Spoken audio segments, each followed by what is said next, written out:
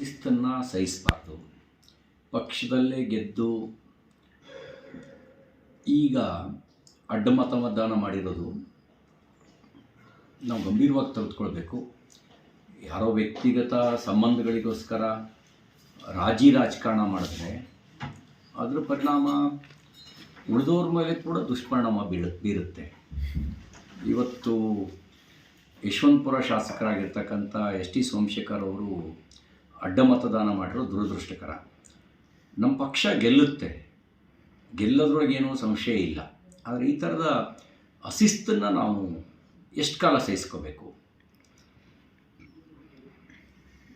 ಮತ್ತು ಅಪರ್ಚುನಿಸ್ಟ್ಗಳಿಗೆ, ಅದು B J P ಇರಲಿ, ಕಾಂಗ್ರೆಸ್ ಇರಲಿ, ಜನತಾ ಪಕ್ಷ ಇರಲಿ, ದಳ ಇರಲಿ, ಅವಕಾಶವಾದಿಗಳಿಗೆ ಸಪೋರ್ಟ್ ಮಾಡೋದು ಕೂಡ ಒಂದು ರೀತಿ ಅನೈತಿಕ ರಾಜಕಾರಣಕ್ಕೆ ನಾವೇ ವೇದಿಕೆಯನ್ನು ಸೃಷ್ಟಿ ಮಾಡ್ದಂಗೆ ಆಗುತ್ತೆ. ಇದು ಒಂದು ಕಾರಣ ಇದೆ.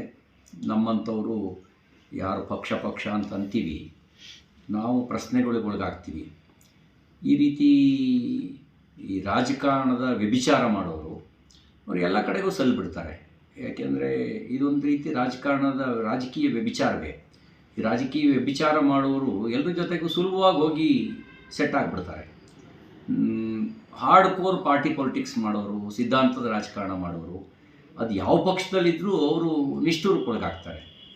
ಈ ಥರದವರು ನಮ್ಮ ಪಕ್ಷದ ಸಿ ಎಮ್ ಕೈಲೂ ಚೆಂದ ಇರ್ತಾರೆ, ಬೇರೆ ಪಕ್ಷದವರು ಸಿ ಎಮ್ ಆದರೂ ಚೆನ್ನಾಗಿರ್ತಾರೆ, ಮತ್ತೊಬ್ಬರು ಬಂದು ಸಿ ಎಮ್ ಆದರೂ ಚೆನ್ನಾಗಿರ್ತಾರೆ. ಯಾಕೆಂದರೆ ರಾಜಕಾರಣವೇ ಅದು ಒಂಥರದ ವ್ಯಭಿಚಾರದ ರಾಜಕಾರಣಕ್ಕೆ ಯಾವ ಹಂತದಲ್ಲೂ ನಾವು ಮಣೆ ಹಾಕಬಾರ್ದು. ಇದೊಂದು ನಮಗೊಂದು ಎಚ್ಚರಿಕೆಯ ಪಾಠ ಆಗಬೇಕು. ನಮ್ಮದೊಂದು ಕೇಡ್ರ್ ಬೇಸ್ ಪಾರ್ಟಿ ಇಂಥ ಅವರಿಗೆ ಮಣೆ ಹಾಕುವಂಥದ್ದನ್ನು ನಿಲ್ಲಿಸಬೇಕಾದ ಅವಶ್ಯಕತೆ ಇದೆ. ಹೋದರೆ ಅದು ಕನಿಷ್ಠತಮ ಪಕ್ಷಕ್ಕೆ ರಾಜೀನಾಮೆ ಕೊಟ್ಟು ತೀರ್ಮಾನ ತೆಗೆದುಕೊಂಡ್ರೆ ಹೌದಪ್ಪ ಪಕ್ಷ ಬಿಟ್ಟಿದ್ದಾರೆ ಅಂತ ಹೇಳ್ಬೋದು.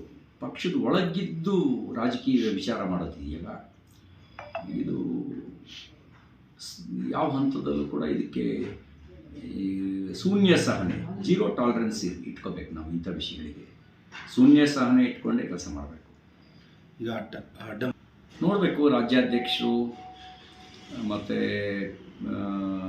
ಇದಕ್ಕೆ ಸಂಬಂಧಪಟ್ಟಂತೆ ಏನು ನಿಲುವು ತಗೊಳ್ತಾರೆ ಪಕ್ಷದ ಕಡೆಯಿಂದ ನೋಡಬೇಕು. ನಾನು ಈ ಥರದ ಕೆಲಸ ಸೋಮಶೇಖರ್ ಮಾಡ್ತಾರೆ ಅಂತ ಅಂದ್ಕೊಂಡಿರಲಿಲ್ಲ. ಆದರೆ ಅವ್ರ ಬೆಂಬಲಿಗರನ್ನೆಲ್ಲ ಭಾಳ ಹಿಂದೆಯೇ ಕಾಂಗ್ರೆಸ್ಸಿಗೆ ಕಳಿಸಿದ್ದಾರೆ ಅನ್ನುವಂಥ ಸುದ್ದಿ ಇತ್ತು.